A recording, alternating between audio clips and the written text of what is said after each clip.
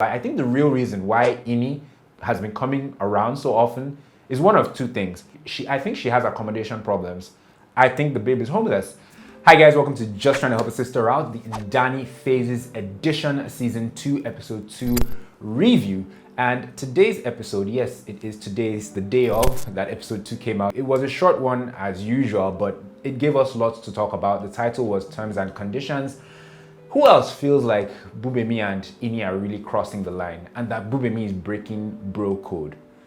I'll get to that. Anyway, today's episode started with Tunde and Jeje talking and apparently getting back together. It looks like Jeje has worn Tunde out and they're getting back together, but not without some conditions. Tunde presented Jeje with a contract of sorts of things he should do and shouldn't do, some of which include now both of them are celibate until, you know, whenever they decide not to be, or before the wedding or whatever. Secondly, they both get tested every 3 months and a few other things on the contract. Initially, Jeje was reluctant to sign, but he signed. Now, I guess we all knew that Jeje and Tunde were going to get back together, despite all of Tunde's tears at the end of season 1. But it still feels unfair, quite unfair. Like someone said in the comment section of this episode, Tunde isn't sorry. He's just sorry he got caught. And I think it's true, because if Tunde wasn't caught and perhaps he came to his senses and he had an epiphany and he decided to stop cheating and to be a better man, that would have been a totally different story. But I think Jeje would have, did I say Tunde earlier? I meant Jeje. Jeje would have conveniently continued cheating, and he would have married Tunde, and he probably would have continued cheating even after they got married. So I mean, I'm not convinced. He looked really sorry and really sympathetic, but hey, cheaters always tend to know how to evoke emotions, to get more emotions, or to get you to feel sorry for them. So I'm not buying it, but hey, it's Tunde's cup of tea. And apparently we got insight into why Tunde is taking him back. She mentioned 7 years, so apparently the relationship has been on for upwards of 7 years, or around 7 years, which, you know, when you've been in a relationship for that long, I guess it's harder to let go of the person because there's so much time, there's sunk cost, as a friend of mine calls it, which is why I feel you shouldn't really date anyone for more than 2 years. If after 2 years they don't know whether or not they want to spend the rest of their lives with you, then that's, for me, a red flag. There are exceptions, but typically, I mean, 2 years is enough to get to know someone, to know if you're going to spend the rest of your life with them or not. That scene ends when, you know, Suki walks in and it's a bit awkward.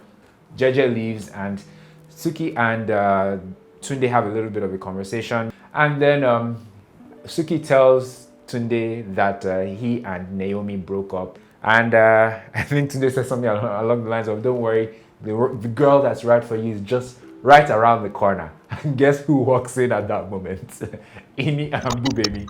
They walk in, cue awkward silence. They also get the information that Tunde and Jeje are getting back together, blah, blah, blah, yada, yada, yada, yada. And next thing you know, Gbubemi and Ini go off into the bedroom where friends with benefit stuff happens. But before they go in, Suki says that, look, he forgot something in the office. He makes something up just so that he doesn't have to be there to hear the sound effects.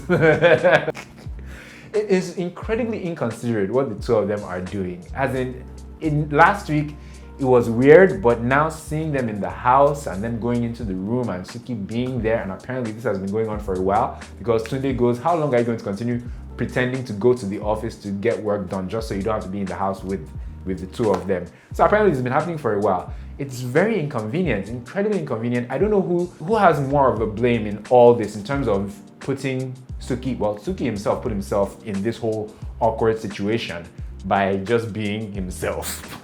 But I feel like Ini and Gbubemi should have been more responsible, should have been more thoughtful regarding Suki.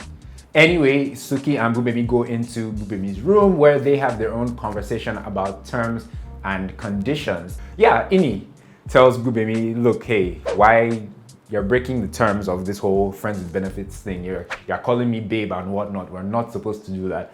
Abumere says sorry, but you know, you also broke the rules too. We agreed for 2 to 3 times a week for our hookups, but she's been coming around 4 to 5 times a week for, for this good Gbubemi loving. I was like, wow, seriously. The whole Gbubemi and Ini situation is just really strange at this point. Anyway, let me go back to that scene. They try and play it off like, they cut to this shot of Ini's face about her not being, like, Gbubemi is not the real reason why she's been coming around 4 to 5 times a week. As if the real reason she's been coming around is to catch a glimpse of Suki. That's what her face said. But I'm not buying it. Do you know why I'm not buying it?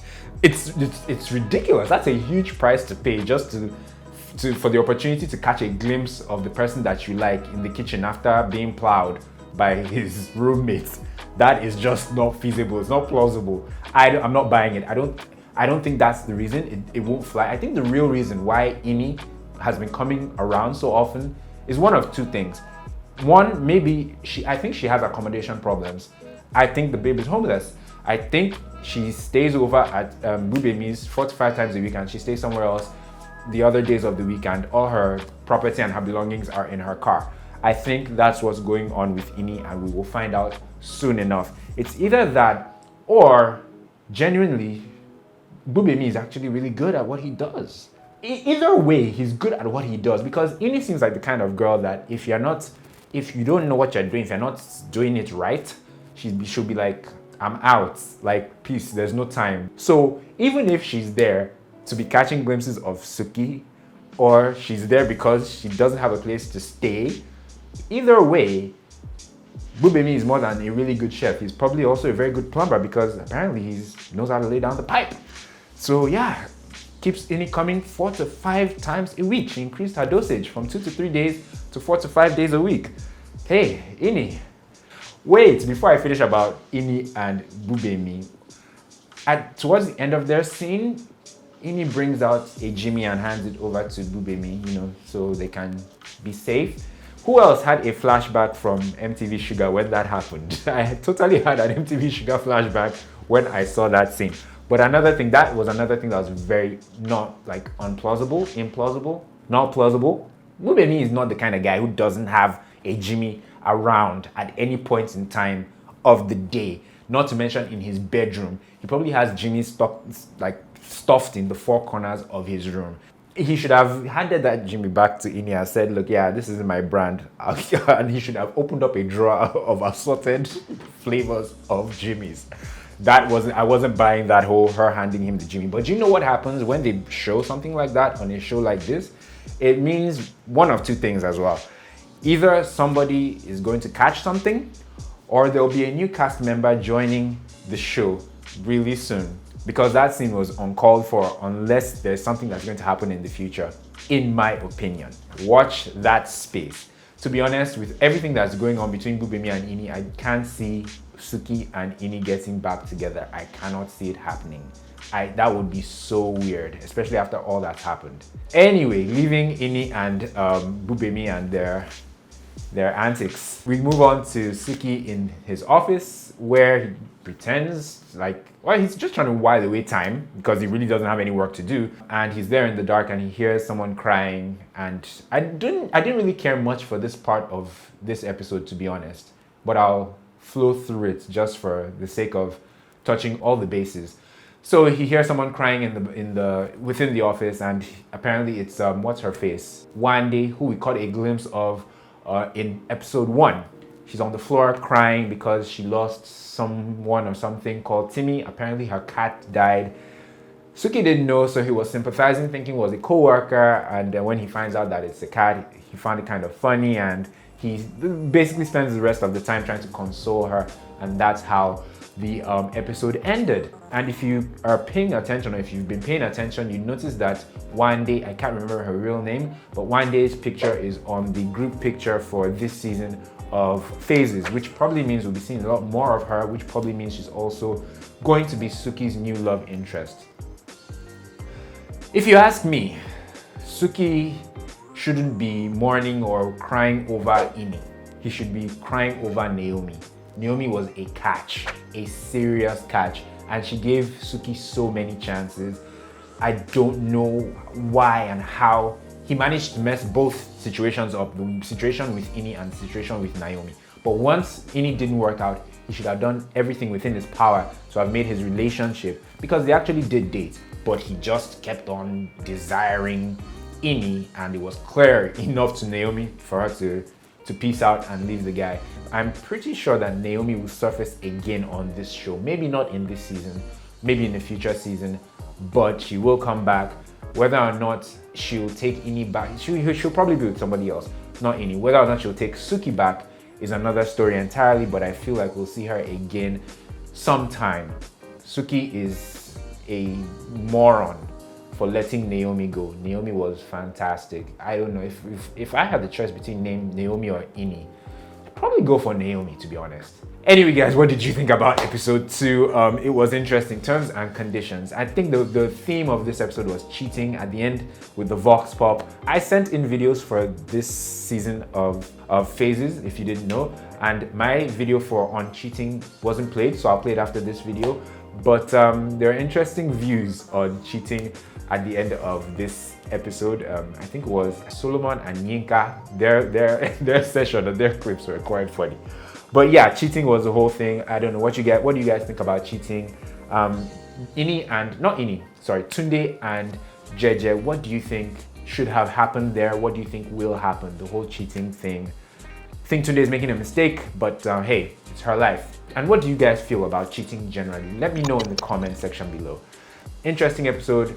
There's a lot I wanted to get off my chest, especially regarding Gbubemi and Ini. Glad I've done that. Looking forward to episode 3. Let me know what you guys think. If you enjoyed this video, please be sure to give it a thumbs up. If you're not subscribed, please subscribe to my channel. On my channel, I talk about relationships and I talk about personal finance as well. So it's one or the other. And like I said earlier, I'm reviewing Phases Season 2 as well.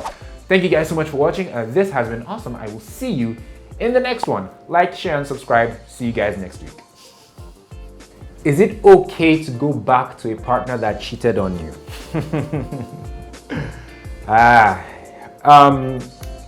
No, it's not okay for me to go back to a partner that cheated on me. This is just me. I don't know about other people, but I'm very strict on cheating. I don't endorse it. I don't believe in cheating. I intend to never cheat. I build walls to make sure that that doesn't happen. And I think it's fair that I expect the same energy. And before going into a relationship, and even in the relationship, I think I let the women I date know that this is where I draw the line. So for me personally, if she cheats, it'll hurt, but that's the end of the relationship.